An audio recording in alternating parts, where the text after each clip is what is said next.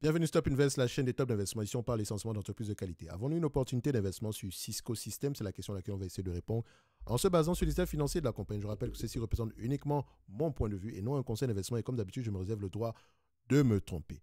Croissance, stabilité des revenus, c'est la première chose qu'on va regarder sur du Cisco. Nous avons une compagnie plutôt mature, même si elle a fait des acquisitions dernièrement d'une compagnie dans le segment ici de la cybersécurité. Okay, ça reste un segment en croissance ici, mais le gros du business est plutôt mature. Et ce n'est pas plus grave que ça. Le plus important ici, c'est à peu près de maintenir ses marges et avoir à peu près le même niveau de revenus. Mais donc, vous constatez ici que ce n'est pas une entreprise qui va avoir tendance à s'échanger à des niveaux de multiples très élevés. Okay? Ensuite, on regarde ici la marge brute. Est-ce que nous avons une marge brute stable, une marge brute ici stable ou croissante? On remarque que sur les derniers mois ici, nous avons la marge brute est plutôt... Voilà, si on prend les 20 dernières années, nous avons un peu... voilà, donnez-moi juste un instant. Nous avons du 63%, 10 dernières années, 63%, 5 dernières années, 63,80, disons 80, 64% par là.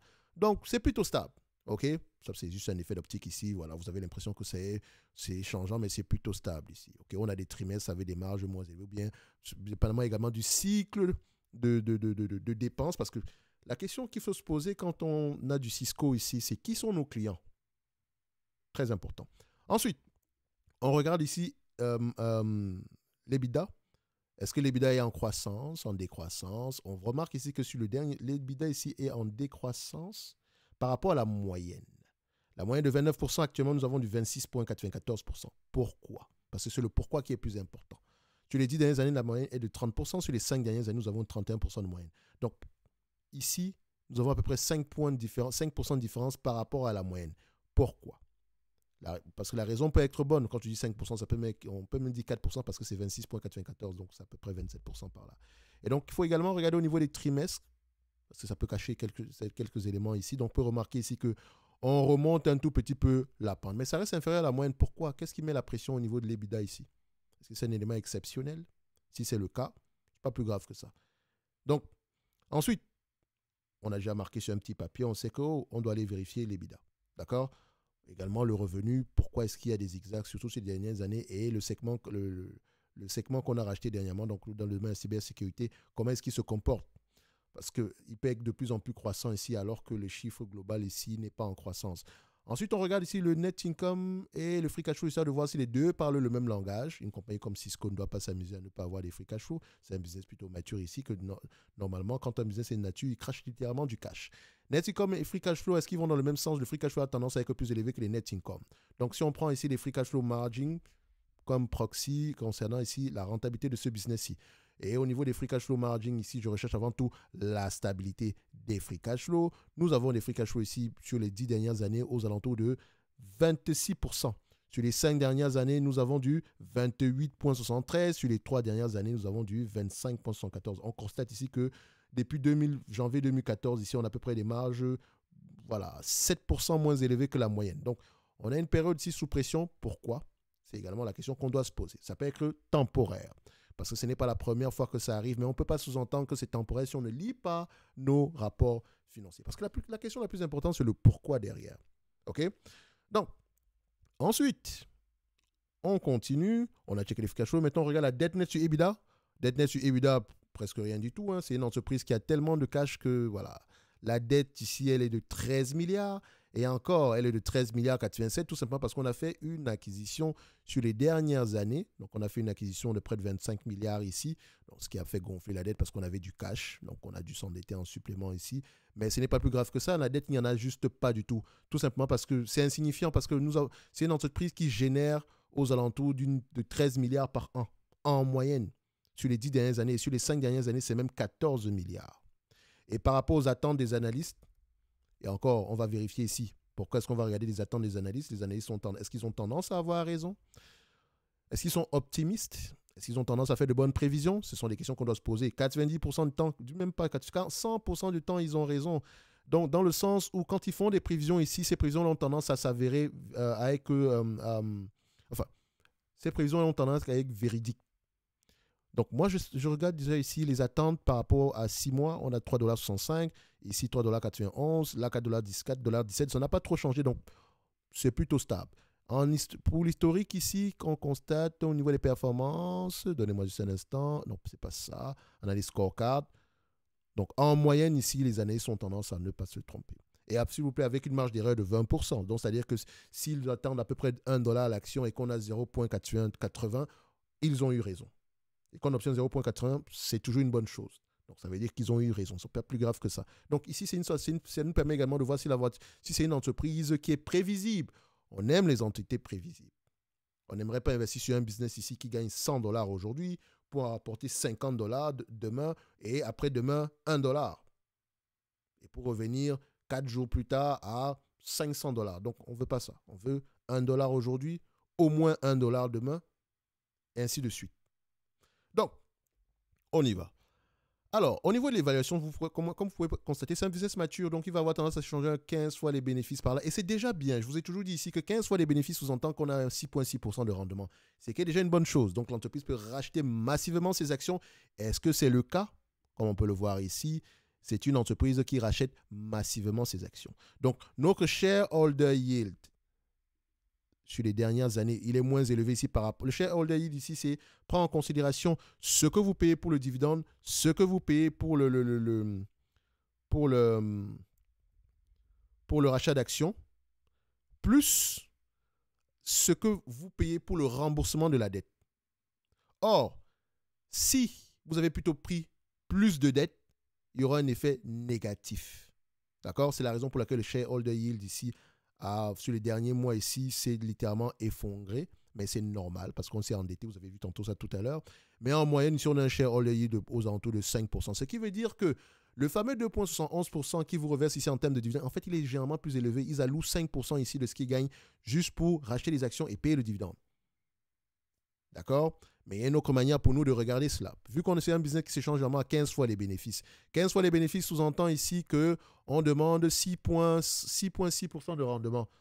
Ce qui est toujours intéressant. On aime ça. Donc, payer ici aux alentours de 5% pour le shareholder yield, on voit ici qu'il nous reste 1,6% pour rembourser la dette.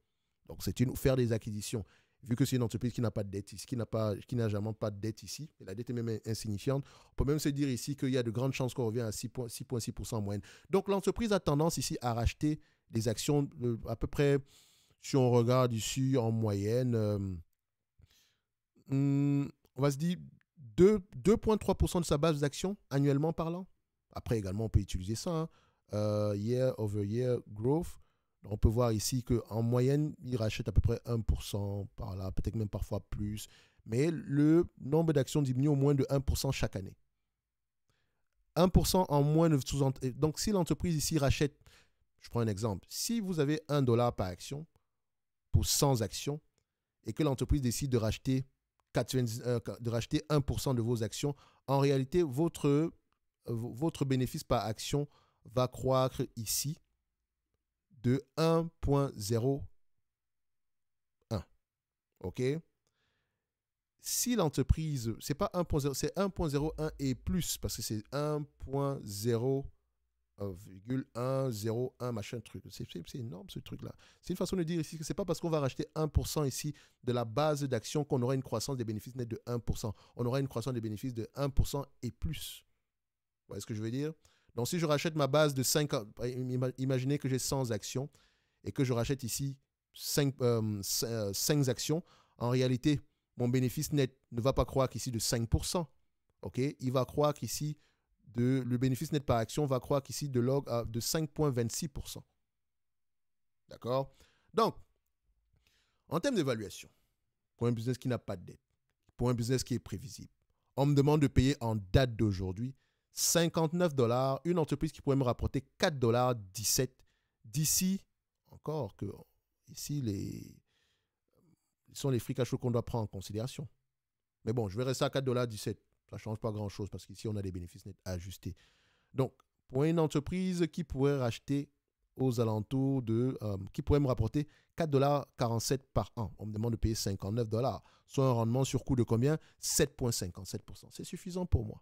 Business mature, prévisible, pas endetté, qui a la capacité de continuer à faire croître son dividende et racheter ses actions. Et vous savez que nous, le dividende, ce n'est pas la partie la plus intéressante, mais un business mature va avoir tendance à se négocier à des multiples très peu élevés. D'accord? C'est un peu comme un business de croissance qui devient plutôt mature, va avoir tendance à avoir un multiple de valorisation moins élevé. un peu comme du L'Oréal, qui s'échange vraiment à 25 fois les bénéfices et plus. Aujourd'hui, si le business atteint une certaine maturité, on va descendre à entre 20 et 15 fois les bénéfices. Si on prend par exemple Adobe, vu que c'est un business ici en croissance, si la croissance ralentit, au lieu de s'échanger à 25 fois les bénéfices, on aura peut-être tendance à plus s'orienter vers le 20, 15 fois les bénéfices. Je n'en sais rien, mais n'oubliez pas, quand on achète un business, il faut toujours aller regarder 3 niveaux de multiples ici. Enfin, moi, j'aime bien la valorisation par les multiples. Donc, c'est pas ça, c'est une phase parce que tôt ou tard, la croissance va avoir tendance à ralentir. Donc, ici, nous avons à peu près un business qui pourrait, voilà, avec 7,75 pour 57% de rendement, vu que c'est une entreprise. Non, j'ai pris 4,47. J'aurais dû prendre 4,17. 4,17 divisé par 59, ça donne combien? 7%. Toujours intéressant.